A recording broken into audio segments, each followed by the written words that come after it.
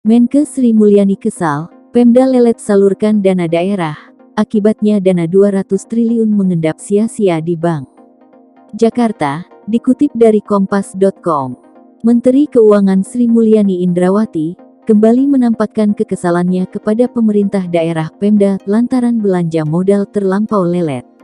Dia bahkan melontarkan kata ironis karena pemerintah pusat selalu melakukan transfer ke daerah, namun realisasinya belanja modal sangat minim. Alih-alih merealisasikan belanja, Pemda lebih suka menaruh uangnya di bank.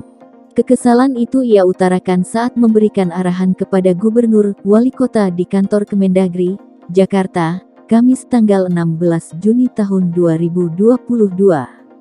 Bukan karena enggak ada uangnya, transfer kami ke daerah itu rutin. Memang ada beberapa persyaratan, tapi tetap daerah sekarang itu masih punya 200 triliun di bank. Jadi ini kan menggambarkan ada ironis. Ada resources, ada dananya, tapi enggak bisa dijalankan, kata Sri Mulyani. Belanja Pemda minus 17% hingga Mei tahun 2022. Mantan Direktur Pelaksana Bank Dunia ini menuturkan, belanja Pemda alami minus 17% pada akhir Mei tahun 2022, dari 270 triliun menjadi 223 triliun. Belanja kita tahun ini minus 17% dari belanja kita tahun lalu, 17%, bukan 1%, atau 5%. Bapak Ibu sekalian nanti akan perlu melihat, apa yang menjadi kendala, ucap Sri Mulyani.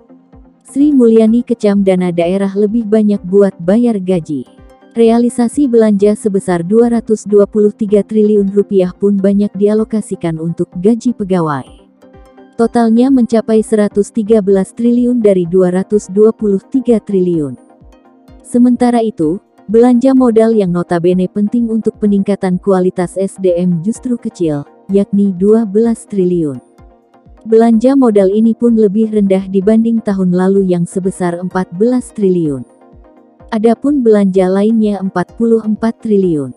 Kalaupun 223 triliun kita belanjakan, mayoritas 113 triliun adalah untuk bayar gaji yang udah enggak mikir lagi caranya merealisasikan.